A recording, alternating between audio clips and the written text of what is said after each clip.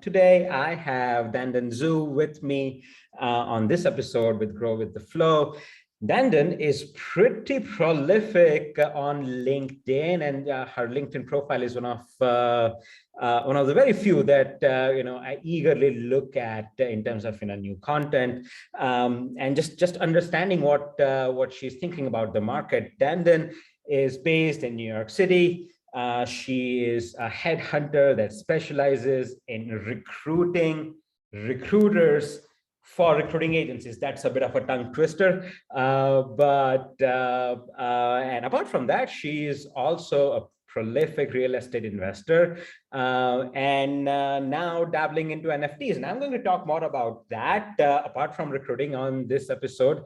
Dandan, welcome, and thank you so much for joining me on this call. Absolutely. Thank you so much for having me, Manan. Well, diving right in, Dandan, I would love to understand your journey and how you got started with DG Recruit.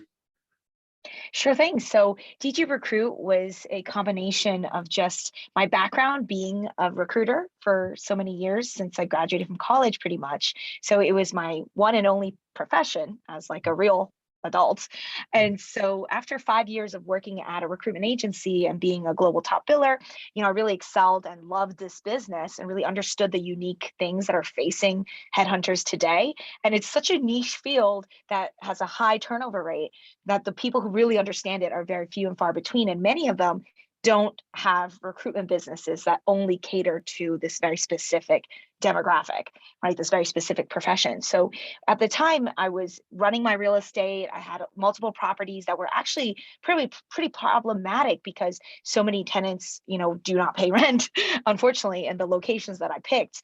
And I was a young investor, still a very young professional. So by the time when I started DG Recruit in 2018, it really came out of a point of necessity.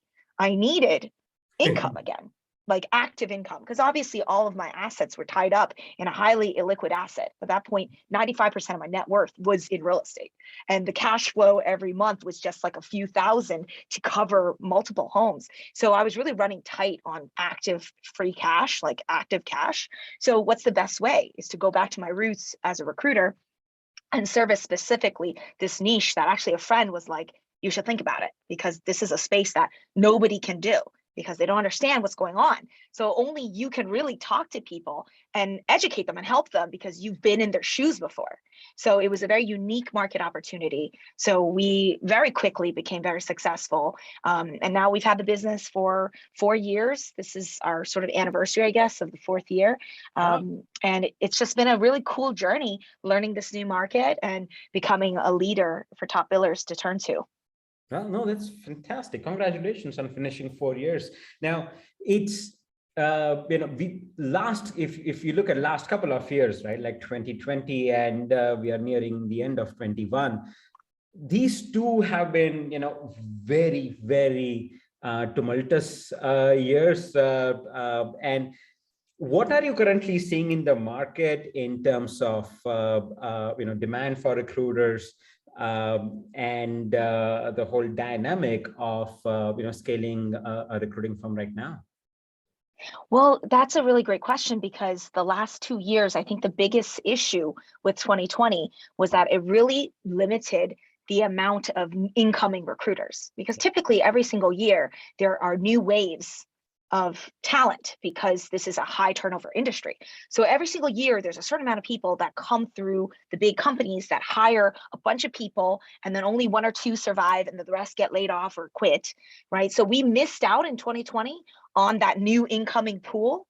So in 2021, things got really, really tight because there's just less population. There's just less people who had now gotten 1 year of experience. Well, because the whole year of 2020, there was no hiring, there was firing, we missed out on a whole group of like new incoming, talent. So 2021, there was a definite talent squeeze. And because so many people were so scared during 2020, and unfortunately, it was just a very inhospitable, commercial environment. So then what happened was so few people were tenacious and perseverant enough to survive 2020 that the ones who did survive, they're in a very good position in 2021. And that's what happened. The people who actually were lucky enough to join the business in 2020, late 2020, right? That's when companies kind of started in like hiring again. A lot of those recruiters actually are phenomenal because they went through some really dry times building and learning how to do all of this in a very negative commercial environment. And by the time 2021 hit, these people were very, very successful. We saw that same thing happen in 2009, 2010, 2011, right? I started my career in 2011, kind of an upswing. Right. And because it was still kind of slow, it was like a good time to get familiar because at that point, a lot of the population had left the industry. So I came into a very friendly environment because so many people had just quit and just got thrown out, just got fired, just gave up, right? Whatever have you. So internally, that happened to us too. A lot of our staff gave up. They just were like, this is too hard. It's just not a lot of talent. It's really hard to get good talent. I'm going to do something that's quote unquote safer, or I'm just going to do something else, right? They didn't find that recruiting recruiters was really essential to their life. They did not really care at the end of the day. They were just like, screw this, I'm going to go do something else. So that's what happened to a lot of people. The people that survived obviously win the majority share of the market, became a dominant player. That's what happened to us. Grace and I stayed. And it's just the two of us now. We went from a team of 10 at our height to now just two. Right. So now we have the majority of the market fully for us to cover, and we can just focus on our own delivery. So I think it's a very positive thing that we went through this violent shakeup. And now it's a great opportunity for anyone who's really serious. Sure. And so since we are at the verge of the end of 21 and getting into the new year, I know that a lot of people are planning, their years. And what do you see coming up in 2022? Well, everyone's hiring. So everyone from mom and pops to mid-size to large, right? And this is nothing new though. See, this is where I'm confused. There is nothing new about this. Yeah. Everybody who runs a recruitment agency wants to hire somebody who can bill a lot of money, whether it was 2009, 2010, 2020, every single year, recruiting firms want to hire people who know how to sell and bill a lot of money, because we're in a revenue generating seat. So I don't think there's anything new at all about any of this. There's always a high demand for top billers, always. There's just always a demand for people who know how to sell in this unique niche of selling people and selling jobs. It's a very unique sales skill that is not like selling a product, like a SaaS product or a widget or a service. This is selling somebody a nebulous, intangible thing, like a job and a career and a future. This is not like any other sales. So it's a very niche sales market, and it's an incredible career opportunity that, again, because what hasn't changed as well is the lack of public knowledge about this industry and this career. Still in business school, I went to a business school, no one teaches anybody that there is this career. Right? Everybody knows you can make a lot of money as a doctor, as a lawyer, as a high-end technologist. Now tech, right? Everyone knows, oh, developers make a lot of money. Nobody knows that headhunters make a lot of money. They don't even know about this career. So the same fact remains. Nobody knows about this career. So because we have such a lack of knowledge about this business, we will continue to suffer a talent squeeze because a lot of people will go internal. Even successful recruiters will go internal. Yeah. And a lot of people, also some very few people retire, like I did. I left the workforce because I retired, right? So some people do leave and set up their own agencies. So then you lose that worker because they don't have to work for someone else. Yeah. So this is a high loss, high turnover industry. And we do not have enough incoming talent to replace the talent that's leaving to serve the commercial demand for this particular skill set. Sure. Hey, so you made a great point about recruiting not being recognized as a proper career, right? And so let's try and dispel some myths and put some numbers over here, right? So let's say you are a top 20% billing recruiter in let's just say New York City, right? So that's probably the market that you're most familiar with. And you're a mid-level, let's just say 5-7 years out of university recruiter. How much do you need to build to get into top 20% of your peer group? Well, I think It's hard to say because I've talked to 1-year recruiters that have billed over 500,000. I've talked to 30-year recruiters who bill 300,000. So it's not really age dependent. It's more about talent. Because some people just come into this business and they just know how to do it. They just have an advantage. So, you know, at my agency, I can only go by what I saw at my past agency and also what I see with my candidates. So I'd say the benchmark is like the top 5 to 10% of the market probably bills above 500,000, right? Like that's considered good. That's like sort of like the baseline, kind of like that's when you start becoming a serious contender for like a legitimately amazing headhunter, because 300,000 today with wage inflation isn't very impressive. That's just like 10 deals, right? 10 deals at 30K a pop is 300,000. And again, what also is not being calculated, so it's very complicated, is sometimes people are just billing off of existing house accounts versus someone who can totally build a completely new client base and fulfill those recs. And I'm just talking about perm recruitment. I'm not even talking about temp, right? So perm recruiters, I think the minimum standard, whether it's a hot or cold desk today, is really 300,000. Like if you do really anything less than that, it just means you're still learning. I talked to a lot of billers in the first year. They're like, I did 150K. That to me is just not very good, right? But in their industry, in their job, it's considered decent because some companies will pay you 50% for that. So they're taking home 75K for billing, 150, which again, I think is very low. It's extremely low, but they think it's good, right? So everybody, just depending on your commission bracket, like if someone gets only 30% of their total billings, you have to bill a lot more money to make any decent money. If you get 50% of your billings, you can bill half as much and make almost the same amount of money. So I think it really does depend on what situation you're in. So I was in a bracket where I earned about net 30% of my billings. And that was off of my own clients and off of my own candidates. I had to double end each deal. So I think what I did is the hardest, because you have to bill a lot. You have to do all the parts of the job, and you only get 30% at the end of the day, like inclusive of your base. It's only because I didn't know anything. When you're a college grad and you go into your first recruitment agency, you don't know anything about this industry. So if you're in a situation, it's smart. And that's why recruiting recruiters, it's a very necessity kind of industry, because these people don't know any better, right? So when I was billing over 700,000 for my company, I didn't know that I was getting shortchanged on commission. I just didn't know.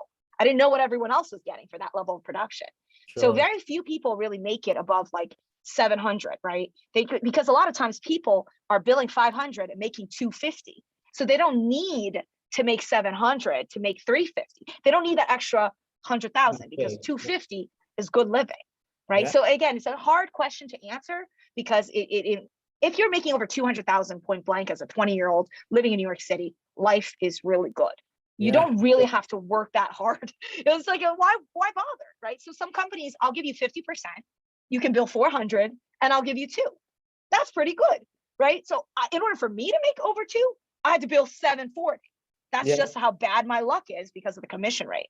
So I had to bill that because I wanted to make over 2, right? So I worked really hard to break 7 so I could take home that 2, right? So again, everybody has a different motivator, has a different ambition, has a different commission setup, which is clearly linked to their billing targets. Sure. So you got into recruiting quite accidentally, if I did my research all right. So how did you get into recruiting in the first place? Because on your LinkedIn, I saw you did BS from Babson College in finance or something like that, right? Yes. So during I was very fortunate that early in my life in high school, I had exposure to internships because I went to a top high school and they gave us internships at the local banks. So I got to see very early on what office life is like. So every day you go into the office, everyone there is making like $50,000 a year. They're working these long hours, they're bored, and everyone's just hanging out, socializing. As I got older, I was like, I definitely don't want that. Like, I don't want to go into an office where I have to work like 40 to 50 hours a day doing some menial tasks that eventually will be out, replaced by robots. And then I'm doing data entry, right? And then I'm making $50,000 a year, which we all know is just not a lot of money. And then there's very little progression. So very young in my life, I realized that's definitely not what I want. I don't want any job that has a limit on my income, because I think it's pretty much the antithesis of America, right? America is entrepreneurial. My family's immigrants. We came to this country to make money. We didn't come here to play. We came here to make money because we were, my parents were poor grad students in China. So when you come here, you're coming here to make money. So any sort of job that limits you from making money, it's a scam in my view. Because I could be the best at this and get paid the same amount as someone who's not really good at it, because we're in a job that doesn't reward you for additional effort, right? So deep down in my heart, that's always something that was very important to me, was that somehow I need to find some job that has some commission component. So I obviously didn't know about recruiting. I just applied everywhere. Like I applied to hundreds of jobs. At the time I was working for my family's restaurant, I was managing the restaurant, working, 11 to 11. Then after I go home, I just apply to jobs until like 1 a.m. I do that every single day. And then luckily some companies started responding. I started going out to interviews, and I actually got rejected from a retail job. And in the beginning, I was like, I want to work for Uniqlo. Uniqlo was setting up shop in America. Yeah. They were just starting out in 2010. And I was like, whoa, this is cool. I could be like a retail manager. And they were paying 40,000, but the dream was, oh, you can scale very quickly. You could be like a regional manager of Uniqlo. And I was like, whoa, that's like kind of exciting, because then I can learn how to run a retail business and then do my own, right? That was my kind of idea. But then around the same time, this recruiting firm hit me up and was like, hey, you might also want to consider recruiting, because it's a sales job, right? Like, because I applied to some like finance job and they were like, you are not a fit. This is not going to work out for you, but you could be potentially a salesperson. So at the time, it was just like luck. I got rejected from the Uniqlo job, which I was very sad about. And I thought that was going to be my future. I was very excited about that job, ready to like quit and go to Japan and everything. They said, no, thanks. You're not aggressive. You're too aggressive. Like, you're like, you're way too, like, you're not a cultural fit. Because I talk too much. I'm very aggressive, very ambitious. They need people who will listen and who will follow the company procedure. They could tell that I'm way too individualistic and it wasn't going to be a fit. And I even like chased the HR person. And this is like a precursor to like how good of a recruiter I would be, because I'm so aggressive. I chased her down. I was like, hey, what's up, Michelle? Tell me why I didn't get the job. And she was like shocked that I called her, found her number, and was like asking her for feedback. She was like, no, you're just not a fit. Anyways, so this recruiting firm hired me. And honestly, I thought it was a scam. I really did, because like, this doesn't make sense. Like, why do companies pay recruiters, tens of thousands of dollars to just recruit one human being? I was like, this has got to be another one of those scammy sales jobs. Mm-hmm. But I really wanted to live in New York. And this company had a New York office in Rockefeller Center. And I was like, even if it's a scam, it's worth looking into. And my friend was like, you might as well go. I was like, yeah, what is there to lose? I don't want to live at home anyways. I want to escape my family. I want some freedom. So I was like, let's take a spin. Let's see how it goes. And then I got to work, and the rest is history. Yeah, an office at Rockefeller doesn't hurt. Absolutely. If you were to advise, a recruiting entrepreneur on one single most important trait to look for when they are hiring recruiters, what would that be? Well, I think we can all agree, and I don't know, some people may not agree actually. What I look for is a sincere financial drive, because this is a very difficult job. And the only reason we're in it is for the money. Mm-hmm. And a lot of people don't like admitting that, because they think this should be some sort of saintly job. It's not. It's just like any other sales driven job. You're doing it for the money. Like, otherwise you go internal, right? Like, you just work for Facebook and do recruiting for Facebook or Amazon or something, right? Like, you only are in this job to make the big fees and take home an abnormal amount of money. Otherwise, you wouldn't deal with the drama that is there. In terms of, I'm sure you have seen a pretty wide variety of billers, over last 10 years. Can you give us a few examples of some of the best top billers that you've seen, and things that set them apart from the others? Well, I think it depends, right? Because there's longevity of a top biller versus, and so I worked at a company that produced a lot of top billers, and those folks, a lot of them have 1 or 2 good years and then they go into management. So that's a hard question to answer, because some people don't stay billing forever. They might have like one really good year and then they'll just like quit, or like they'll just kind of plateau, or they'll, so it's hard to say, but like the characteristics are pretty much like similar in the sense that they're just tenacious at the end of the day. That's probably the biggest unifying factor, is that they're just really perseverant. Because you don't have to be really charismatic. You don't have to be really like bright even. I've seen people who I would classify as their IQ is not very high, but they were good at billing, because at the end of the day, you don't have to be smart. Like, you don't have to be smart to talk to somebody, because your knowledge is not valuable. The only thing that's valuable is your ability to get people on the phone and to connect them with somebody else and just put them in touch with the right people. Like, so yes, intelligence helps, but it's not that important. It's just tenacity, because as long as you have that perseverance to call enough people, again, you don't have to be the most interesting, charismatic, chatty, like, emotionally intelligent person. You just have to have the baseline skill set of that and be able to get through the noise, connect the people together. But I think a big defining factor of why my colleagues were successful was also because they were very niche. So they were able to achieve success faster than a lot of the recruiters that I talk to now. So we were able to generate a lot of 20+ year olds, people under the age of 27, billing over $500,000 easily and comfortably. And we know lots of companies like this. And the reason why they were able to do it was because they specialized. So recruiting success depends on the model that you recruit as well. So there are some recruiters out there that are client focused. They will take an account and fill everything for that client.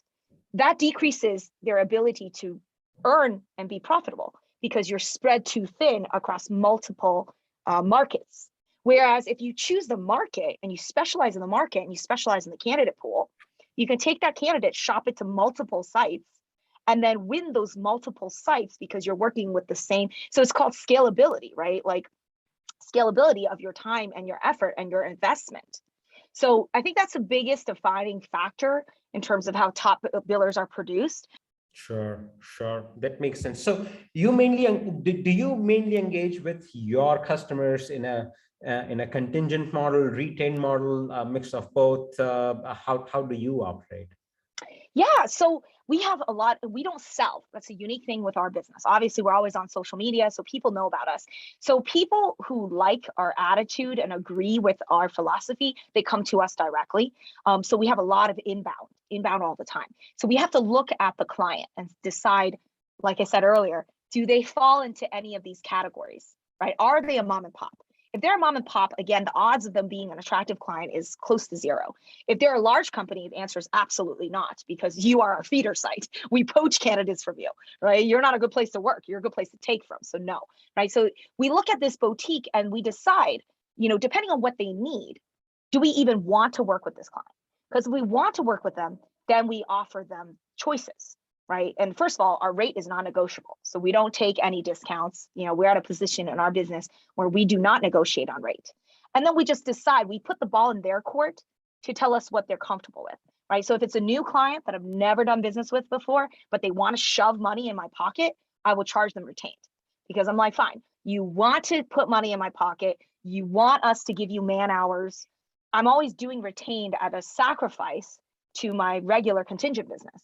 Retained is not necessarily good because it absorbs my time.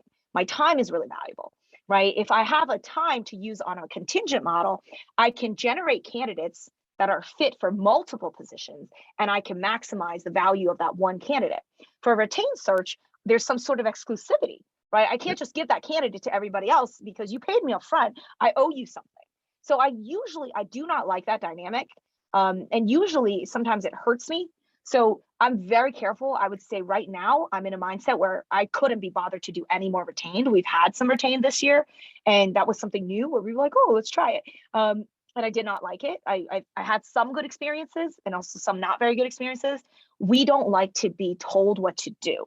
So I don't like retained, because you're kind of treated almost like an internal recruiter. And that is the last thing I want to do. You should not be looking to me to solve your talent issues, right? I'm only supposed to be generating one person that you're going to hire for the search. And that's about it. I'm not supposed to staff up your whole organization, right? Because you couldn't afford that service. So no, I don't like retained. I actually really think I can sell it. I've done it before, and I've always had like retained in my old job even. Don't necessarily like it because it stops me from maximizing my candidate leveraging the candidate to the maximum utilization of their value, right? That really handicaps me. So I'm not a huge fan of retained, but at the same time, free money is free money, and I'll take it under the right circumstances in which I genuinely feel that I can fill the rec depending on what the client's willing to pay. Like, obviously, you don't just take a retained in an effort to just take their money and not deliver. That is the absolutely best way to kill your business. So I always evaluate, can I realistically fill the rec? If I feel that I can, like the client's paying above market value, the client's in a decent location, their requirements are decent, their team is decent, then maybe we'll do the retained. So I think it's a complicated question because you have to look at everything on a case-by-case basis, and then decide in that moment in time, does your business need it? Does your business even need this retained search right now? Or is that actually going to handicap you from using your man hours on other accounts that are going to generate a lot more money? Because it's all about opportunity cost. Sure. And there is, we call it collision rate in science, right? So if you are submitting one single candidate to multiple clients, like how many candidates you have, then how many clients that you're submitting them to is your collision rate. And niching down and being contingent allows you to do that, right? Now, I want to shift gears a little bit and talk about NFTs and Web 3.0. So if you are a recruiter and this is something that doesn't interest you, maybe you can turn off this podcast and go somewhere else. But just last week, I was doing a little bit of research, and I found a Tim Ferriss episode with Naval Ravikant and Chris Dixon, which really opened my mind to a lot of possibilities, right? So I'm trying to learn more. I'm sure a lot of people are trying to learn more and more about NFTs, Web 3.0, but would love to understand your thought process. You are a serious real estate investor. You're now investing in this asset class. What's your thought process? What got you here? And if you can give us a few resources where we can go and learn about these things. Yeah, so actually, for full transparency, I haven't yet started putting money into NFTs. I'm still also in the research phase. It's something that I've recently started like really paying attention to because it very much has a commercial case, right? So an NFT is, first of all, purchased via cryptocurrency, which I already have a lot of comfort with because I was very risky and played a lot in that. Since 2017, where I kind of started dabbling in it and really went hard at it really last year and this year. It's since gone up and down quite a few times. It's been a roller coaster because I put a lot of money into it where like at certain points it like dropped 100 grand or like would go up 100 grand. And like, that's scary. It's terrifying because you have that whole like, oh my God, I just lost 150. And I was like, oh wow, I just gained like 150, right? Like it's just the fluctuations are insane when it comes to cryptocurrency. So obviously NFTs are powered by crypto, whether it is you use Ethereum. Obviously Ethereum is the go-to sort of token that people use for these transactions. So I think the first step is understanding the relationship between crypto and NFTs. And from what I've heard, like Gary Vaynerchuk is very deep into this. So you can just Google Gary Vaynerchuk, NFTs. Another resource that has been really helpful for me is this really cool podcast called NFT for Newbies. And the hosts are really interesting. They've all started to dabble into NFTs. I have a few personal friends that I know are in it. And for content creators like myself, NFTs could be something I could use to actually sell my products. And that's really cool. It's a very mystical, and I think early adopters, you either going to win big or you get slaughtered because there's a lot of scams. There's a lot of issues right now. I'd say proceed at your own caution. Only risk what you're willing to risk because look what's happening to crypto right now. This has been a bad week for crypto. Yeah. All of a sudden, that impacts your NFT value. because now the Ethereum dropped and so did Bitcoin. So these are all interlinked and it's still very new. And it's just proceed at your own risk, but guaranteed there's going to be a small portion of people who are really going to profit off of this if they do it right. Yeah, no, absolutely. And I'm not sure about the financial uncertainties and how the whole money aspect of it is going to work, but just from a tech perspective, it's very exciting, right? It's very exciting because we are going back to the basics of internet, of building protocols that are public, that are open source, and that created possibilities of people creating companies like Facebook, Google, and all of that, right? So the most common example that I like to cite is email works on SMTP protocol, which was developed, I don't know where it was developed, but it's a free of cost protocol. Nobody makes any money when you send an email, and we are going back to those open, that basics of internet that made internet such a great place, and going back to having more open source protocol based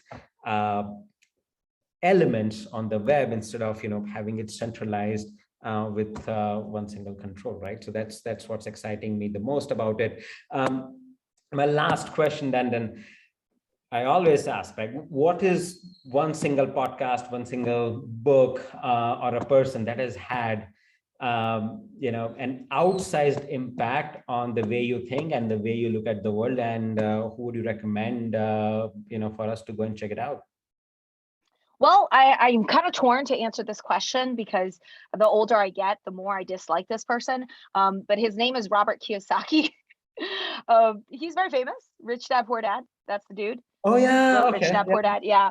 I'm not a big fan of him because he does run quite a few scams. Like, he does prey upon people who want to get rich quick. He absolutely will prey on them, and he's very predatorial.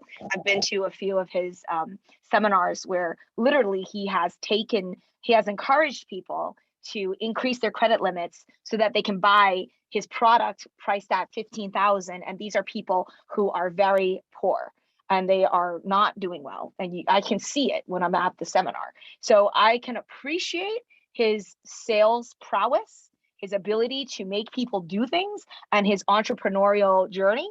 And obviously Rich Dad Poor Dad was a very very powerful book that really shaped my understanding of being a worker and being an entrepreneur, and helped me at a young age. I read it when I was 19 and I reread it, a couple years ago. And it's a very valuable philosophy, right? This idea of like not doing the conventional thing. And even when it relates to real estate, right? Like he was the one that had a few books. I read like ABCs of real estate investing that gave me the knowledge to look into the tax code as it relates to 1031 exchanges, which I did when I retired, right? Like the first time. And so I actually did do those things. And it was just because his books kind of like said, this is a model that works, right? You can delay your tax. You can always roll. So it's really wonderful for people who are looking to get rich and like being rich and enjoy capitalism. Obviously, he rubs a lot of people the wrong way because he is teaching people the system and how to leverage the system. I see nothing wrong with that. I just see that the way he preys upon people and take their money to fuel his businesses, it's a little disappointing for somebody who has the financial wherewithal to not do that. Yeah. So it's a very torn reaction, but he is a very controversial, but definitely has some good points that he made that really shaped my views. Okay, perfect. Well, that's pretty much it. Thank you so much, Dandan. I will put a link to your LinkedIn in the description in case somebody wants to get in touch. Yeah, thank you so much for recording this with me, and have a great day. Thank you so much for your time. Thanks for having me. Wish you best of luck in your business, and let's stay in touch. I will.